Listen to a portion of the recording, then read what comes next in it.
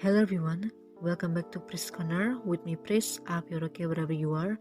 Today, I am discussing another new Japanese comic/manga series titled Don't Fall Before Bloom. This series was made by Mie, which only contains 2 volumes. So this is also a short series as well. If you want to know more about this series, I will leave the details in the link in the description box below. And if you want to support me further, I will leave the link in the description box below as well.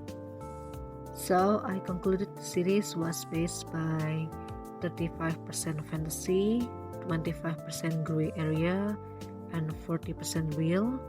And as per usual, I will start from the fantasy part, then move on to the gray area, and lastly on the real part. So let's jump right in. So, the fantasy part is about our female protagonist named Ibuki Noa. Firstly, I don't have anything against our female protagonists, but I just think like the other romance series protagonists, things just get pretty convenient for her. Like everything always work out in the end, and as long as you put an effort, things will work out in the end, you know. But if you compare that to reality, things don't always work out in that way.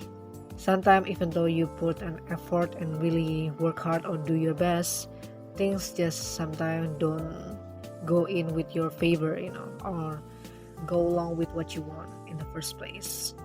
Since in this series, it's just like everything's always work out and always, not just most of the times. If most of the times, that's probably true, but if it always or all the times, then it's too fantasy for me. And like I mentioned in the preview episode, it's about Ibuki's Noa trauma towards men. I don't mean to basically belittle her trauma. I think she has some kind of fear towards men because she was bullied once before when she was little. But I don't think it's that severe enough to be called as a trauma, you know, because she managed to recover that quickly. I don't know, just because it's the power of love. Since she is falling in love with Igawa Sensei or Ryo, our male protagonist, but I don't think things work out pretty quickly like that in the real life. Even though I understand it because this is a short series, that's why I put it in the fantasy part. So I don't think there are any supporting cast that try to pick a fight with Noah, aside from Toyota-san and Igawa or Ryo mothers, but they just do their job and make sure that Noah take her job seriously and don't make a mistake at work. So I don't think they're the antagonists here, you know. And that's all for the fantasy part. Let's move on to the gray area. So, about the gray area, we're gonna be talking about the supporting cast, especially Toyota-san that get her happy ending, because usually you don't see that a lot in the other romance series. I mean, the supporting cast rarely get their happy ending, or it's not that often, I guess. But I'm glad she got her happy ending and she managed to dating her crush that she already fallen in love for quite some time or for a very long time. And also about Ibuki's Noa relationship with the other main cast characters like our male protagonist Ryo, Jinguji, and Kasumi. I think it's pretty convenient because this is also a short series, but I can think that it still makes sense. It could happen in real life, it could not, even though it just everything is so working out neatly and perfectly well. And she managed to do her job well in Ofujiya or Ofujiya. That's one of the gray area, because as you can see, like in the very first volume or in the very first chapter, Noa doesn't seem like a very smart girl since she failed the university entrance exam. But I don't mean to call her not smart or like that. It's just purely from my objective opinion or from my objective view. But she managed to handle the work very well. But maybe practice makes perfect.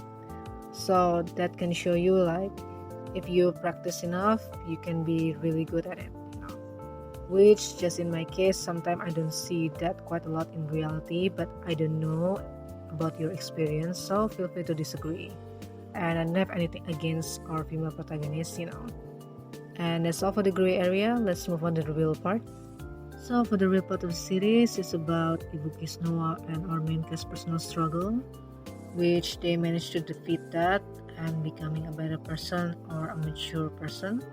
And each of them has their own unique personal struggle, like Noah's with her fear towards man, Ryo or Igawa Sensei about what he wants to do in his life rather than just following the path that has been provided to him. Jinguji and his fear about showing his weakness.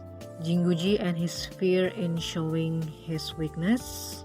So it means about invulnerability.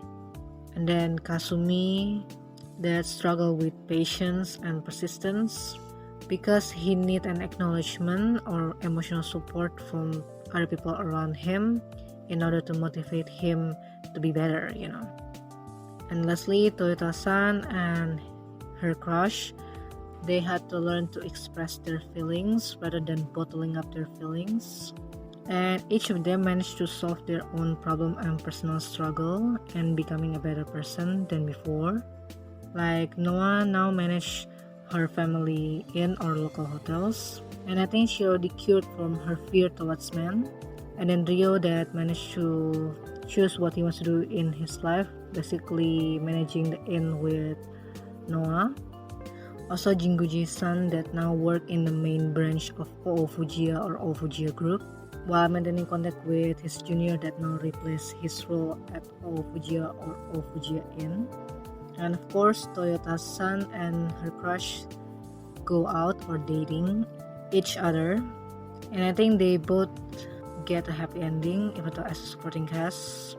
And about Kasumi, he managed to get an acknowledgement from his uncle. So now he's been given a role to make a lunchbox or bento for the guests in OO-Fujiya or OO-Fujiya inn, which is really nice. So each of them managed to defeat their own struggle and reach the place that they want to be. And I think that's all for the real part.